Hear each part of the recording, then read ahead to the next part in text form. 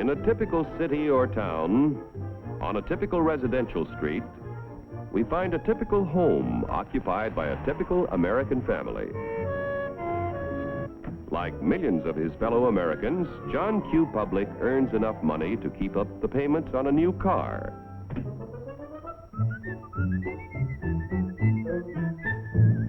He takes great pride in owning a fine, new, long-term mortgaged home that was built to last a lifetime.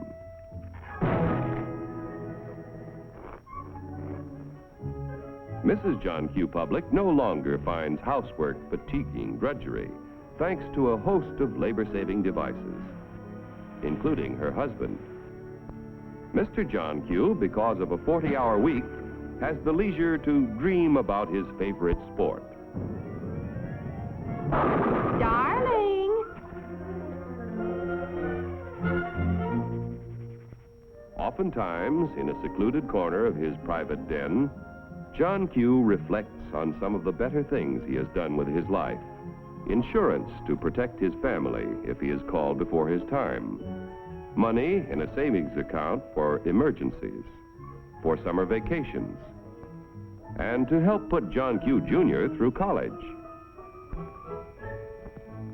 In spite of the high cost of being a husband and father, John Q. has a private little nest egg. His practical nature tells him it ought to do more than collect moths. Let's see, where did I put this thing? I know it's... common stock. Do I own any? I don't even know what they are. In that case, it might be a good idea to get a little information with a fellow who owns and operates a company that makes and sells oil drums. Each year, customers buy more and more from our because he makes a better oil drum than his competitors. One day, customers demand more oil drums than the owner can produce. He figures it will take about $3 million to do the job. So he decides to form a corporation to sell shares in his business to raise the capital he needs. First, the owner goes to the state government to get a corporation charter and permit to sell shares in this business. Next, our friend goes to an investment banker and shows him the record of the oil drum manufacturing company's past performance and plans for expansion. The investment banker decides to help our friend sell shares in the corporation to raise the $3 million.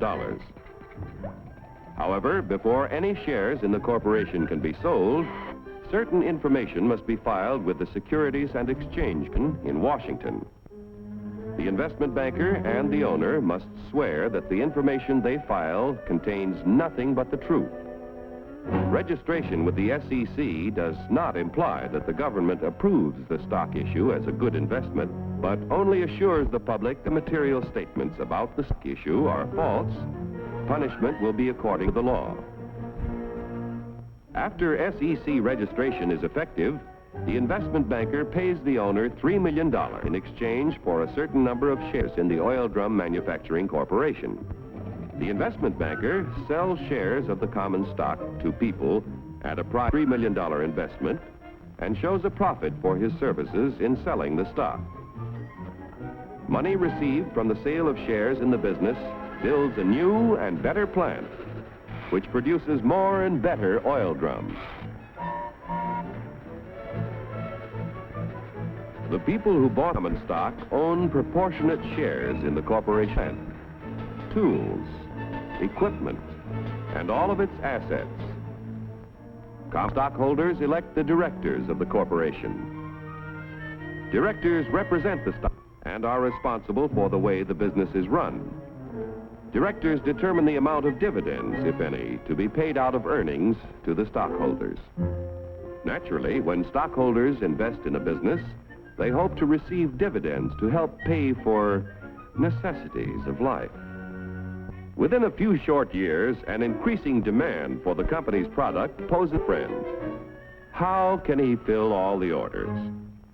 He will have to build more plants and buy more tools to increase production of oil drums. It will take about $20 million to do the job. One way to get this additional capital is to sell more stock to many more people.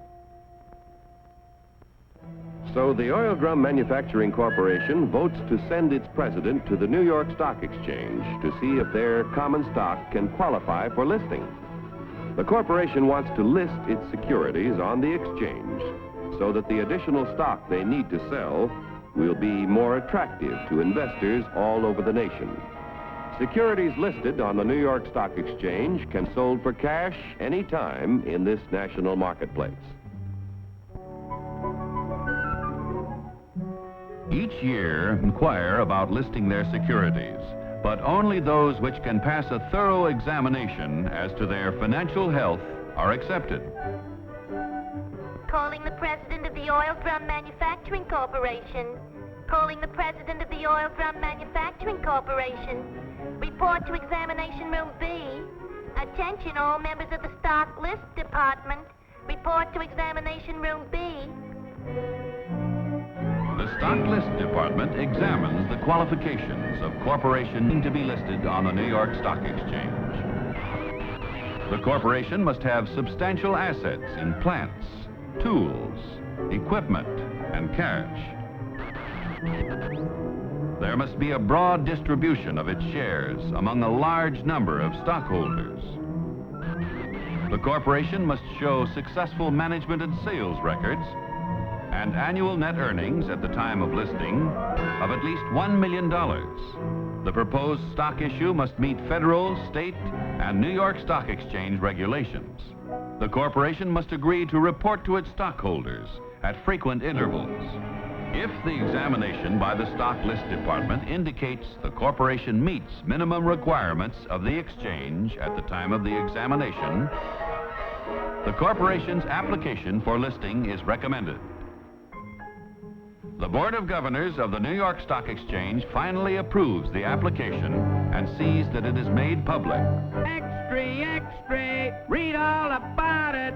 Now that the Oil Drum Manufacturing Corporation's stock is listed, its name is abbreviated for use on the ticker tape. Each time ODM stock or any other stock listed on the exchange is bought or sold, the ticker tape flashes all over the nation the price and number of shares traded. A buyer in Colorado wants to purchase some ODM stock. The buyer's broker in Colorado sees that the last ODM transaction was at $10 a share. The buyer could buy from 1 to 99 shares, which would be known as an odd lot. But our Colorado friend decides to invest in 100 shares, known as a round lot.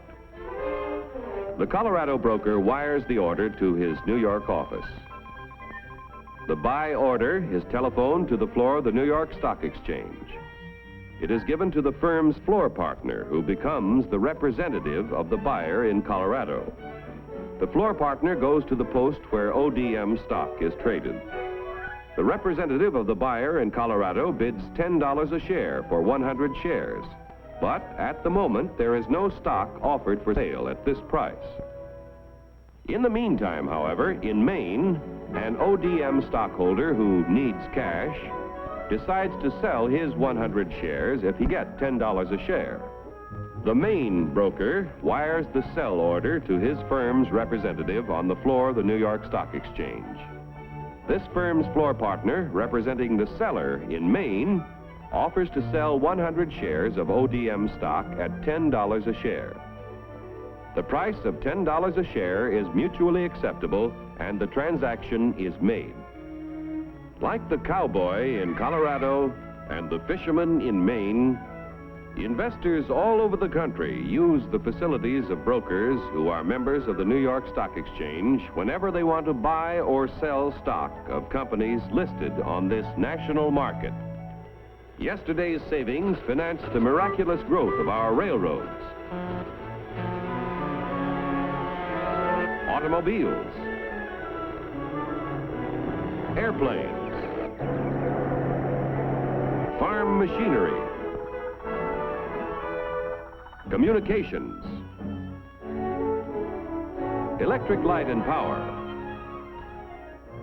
textiles, and countless other industries contributing to a more enjoyable life. If a part of our savings continue to flow into industry, American labor, management, and capital can continue to build new tools and plants. Industrial expansion creates jobs for hundreds of thousands of young people who must find employment each year. A growing capacity to produce things which make life better in peacetime can be our greatest protection in time of war. When danger threatens, we can convert industry to produce the things we need to defend ourselves. Common stock investments have helped to make our country prosperous and powerful.